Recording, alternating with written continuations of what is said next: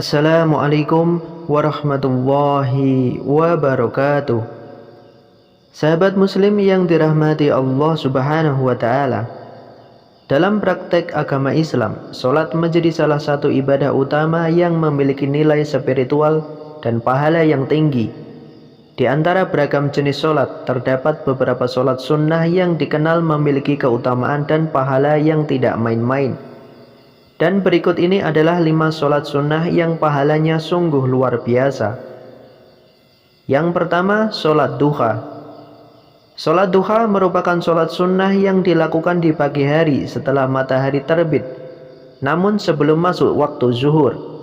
Rasulullah Shallallahu Alaihi Wasallam menyebutkan bahwa setiap sendi tubuh manusia wajib bersedekah untuk setiap rakaat sholat duha, yang berarti setiap rakaat memberikan pahala yang besar.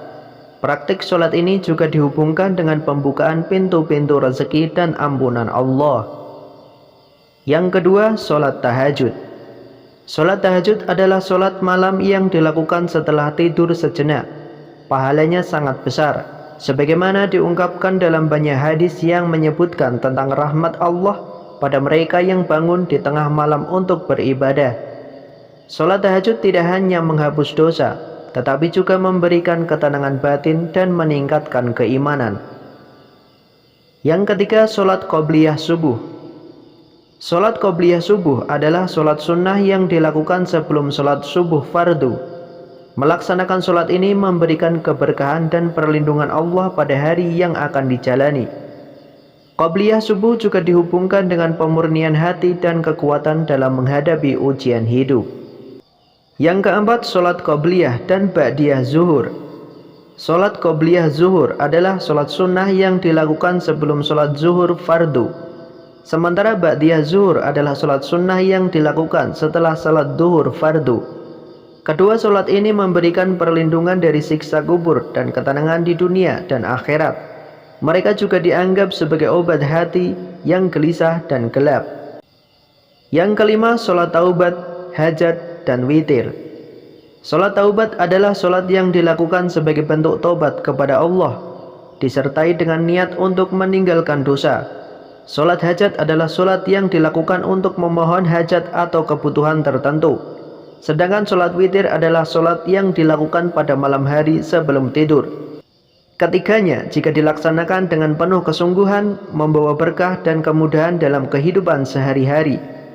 Sholat taubat membuka pintu ampunan Allah, sholat hajat membawa solusi untuk kebutuhan, dan sholat witir menyempurnakan ibadah malam dengan doa-doa yang istimewa. Mengamalkan 5 sholat di atas tidak hanya membawa manfaat bagi rohaniah, tetapi juga menginspirasi disiplin, ketenangan, dan keteguhan hati. Di tengah kesibukan hidup modern, meresapi kekhususan setiap sholat dapat menjadi pijakan untuk mencapai ketenangan batin dan mendekatkan diri kepada Sang Pencipta. Kemudian sholat sunnah termasuk amalan yang mesti kita jaga dan rutinkan. Di antara keutamaannya, sholat sunnah akan menutupi kekurangan pada sholat wajib. Kita tahu dengan pasti bahwa tidak ada yang yakin sholat 5 waktunya dikerjakan sempurna. Kadang kita tidak konsentrasi, tidak khusyuk, menghadirkan hati. Juga kadang tidak tawadu, tenang dalam sholat. Moga dengan memahami pembahasan berikut ini semakin menyemangati kita untuk terus menjaga sholat sunnah. Pertama, akan menutupi kekurangan pada sholat wajib.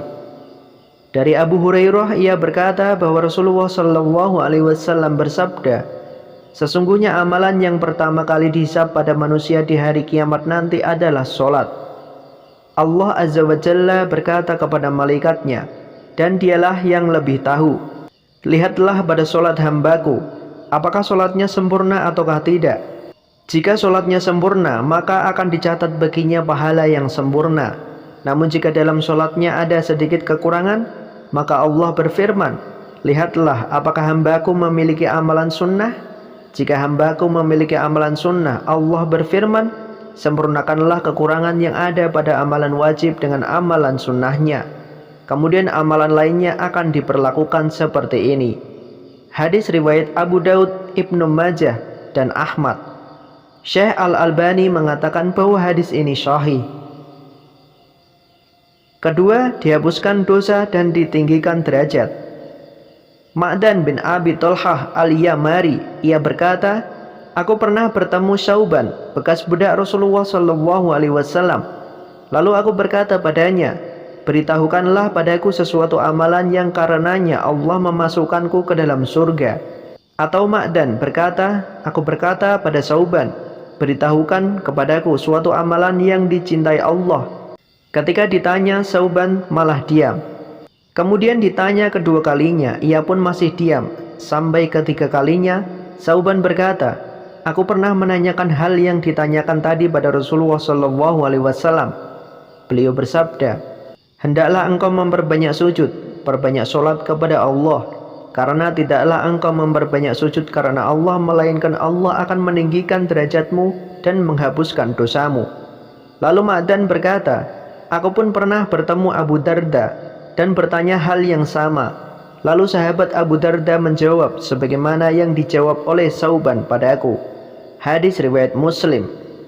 Imam Nawawi rahimahumullah berkata, hadis ini adalah dorongan untuk memperbanyak sujud dan yang dimaksud adalah memperbanyak sujud dalam sholat.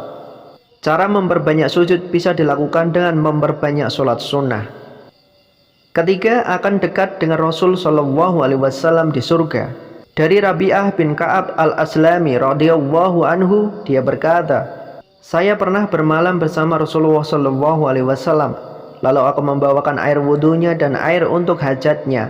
Maka beliau berkata kepadaku, mintalah kepadaku. Maka aku berkata, aku hanya meminta agar aku bisa menjadi teman dekatmu di surga. Beliau bertanya lagi, adakah permintaan yang lain? Aku menjawab, tidak, itu saja.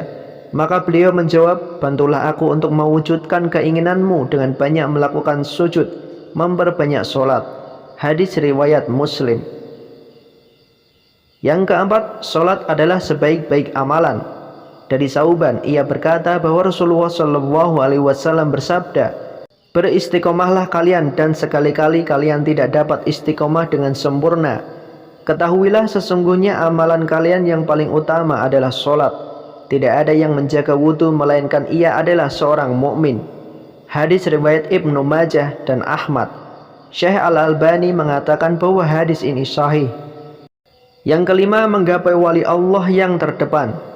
Orang yang rajin mengamalkan amalan sunnah secara umum, maka ia akan menjadi wali Allah yang istimewa.